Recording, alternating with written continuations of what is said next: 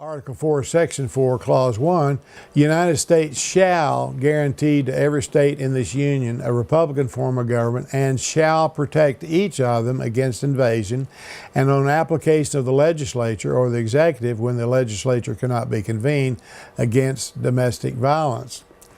The feds have turned shall into may. Arizona has not been protected against invasion or against domestic violence, even though it has been requested. Instead, the feds have taken Arizona to court for trying to protect themselves against illegal voting by picture IDs, and they have every right to do these things, folks, especially when the government has turned shall into may or won't. Okay, it's really been turned into won't when they were required by our Constitution to protect these states. Why are they not doing it? Why do we tolerate this? Why does Congress tolerate this? Things are breaking down, folks. The checks and balances are breaking down. Remember, we're one of the main checks and balances. The people are, okay? Article 2, Section 1. Clause 2. Each state shall appoint in such manner as the legislature thereof may direct a number of electors equal to the whole number of senators and representatives to which the state may be entitled in the Congress. Citizens have no constitutional right to vote for the president. A lot of people don't realize that. It's been the state legislatures that have allowed citizens to vote for the electors who in turn vote for the president. Let's look at the 2000 election. Boy, there was a lot of problem over that, wasn't there? In the Gore and Bush election, a lot of misunderstanding what happened. Remember we talked a little bit earlier, the legislatures are in control of the manner in which these elections are held, the federal elections. Well, what happened in 2000, we had a very close vote down there, and they had a recount. The recount was done in the manner that was prescribed by the state legislature, which is constitutional. They have the only authority, by the way, to set the manner. What happened was the Florida Supreme Court thought, well, they're going to get in there and they're going to change the rules. They wanted to do it like the state rules were for state elections. Well, the legislature of Florida didn't make the rules that way. They set them different for the national. And all the rules had been accomplished the way they had set it out, the recounts and so forth. But when the Supreme Court of Georgia got involved, the federal Supreme Court said, hey, you guys butt out. You have no authority over this. The authority is totally vested in the state legislature set the manner and the rules that these elections are held for the federal elections. Well, they didn't butt out. So finally, after everything had been done under the manner that was set by the legislature constitutionally, the Supreme Court finally said the election is over. Florida Supreme Court, you're done. You shouldn't have been sticking your nose in this in the first place. And so they call the election over. Now, a lot of people believe today that the Supreme Court of the United States chose the president. They didn't at all. They just told the Supreme Court of Florida to butt out because they had no authority in this matter. And after everything was accomplished according to the manner that the state legislature set out, everything was over. The Supreme Court said everything is over, which was absolutely constitutional for them to do that. How many people know that? You think 1 in 100? Why? Because our news media doesn't have a clue about these things. They want to make one side or the other look bad. That's the problem in this country. It's part of this battle of worldviews, okay? It has nothing to do with the Constitution. Article 2, Section 2, Clause 2. The President shall have the power to fill up all vacancies that may happen during the recess of the Senate by granting commissions which shall expire at the end of the next session. The key words here are may happen during. Okay, very important. Presidents for the last 50 years have violated this clause because the Congress has not checked this violation. Obama not only filled 4 vacancies that happened prior to the recess, but there wasn't even a recess. Now, there's a couple of things here. Number one, those 4 people are still in office, even though the Supreme Court said it was in violation of the Constitution. Why are they still in office? Number 2, we have had presidents for the last 50 years wait when we have a vacancy that happens before a recess. And remember, we got to understand the purpose of this rule.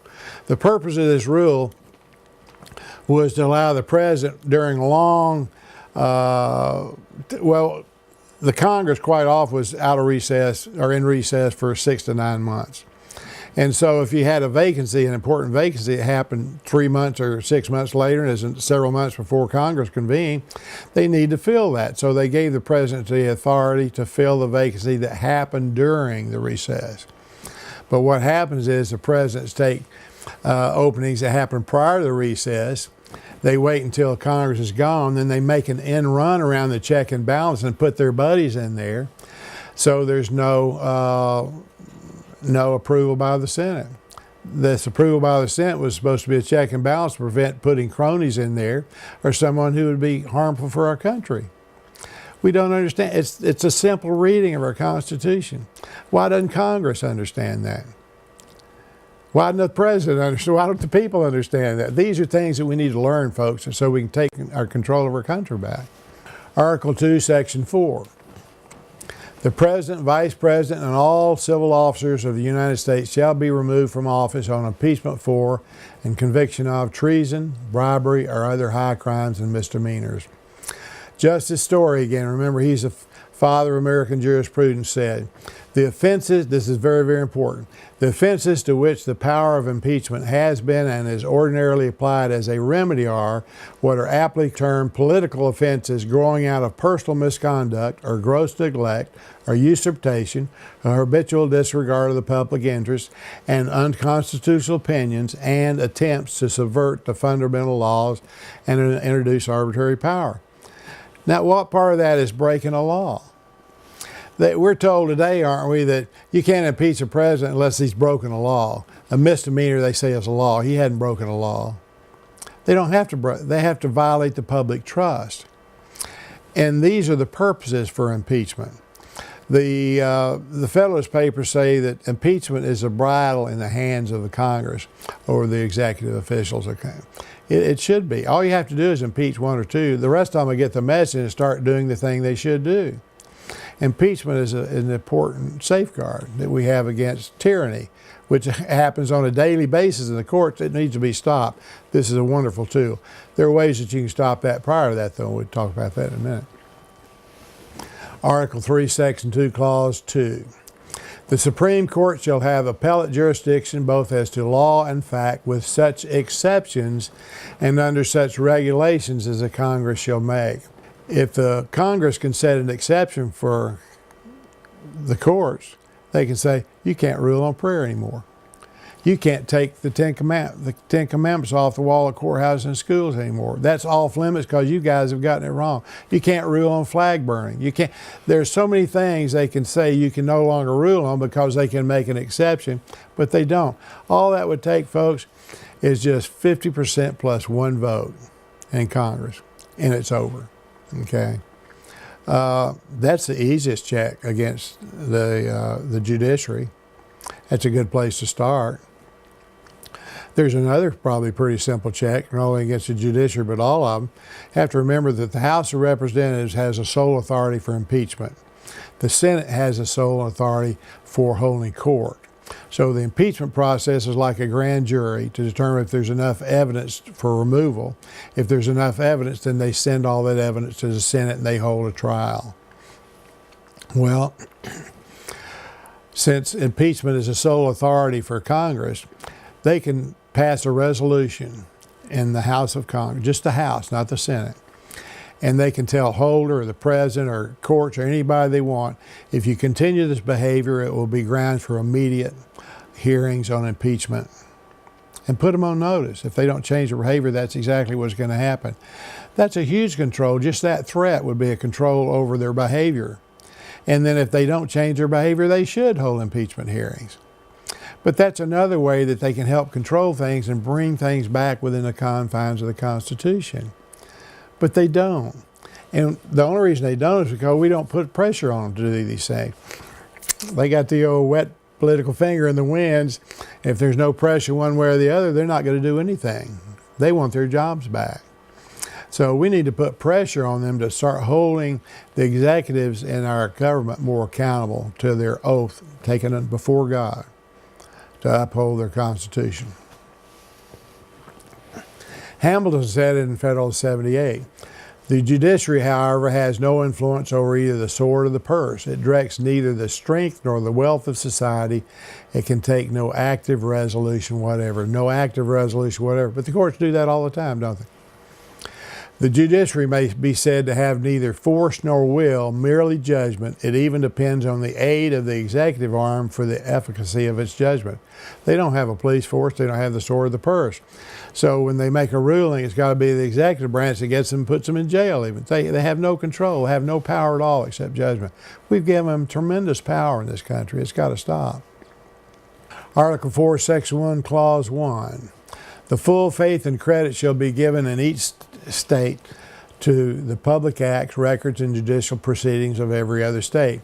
And the Congress may by general law prescribe the manner in which such acts, records, and proceedings shall be proved and the effect thereof. We've got DOMA, the Defense of Marriage Act, in front of the Supreme Court today, don't we?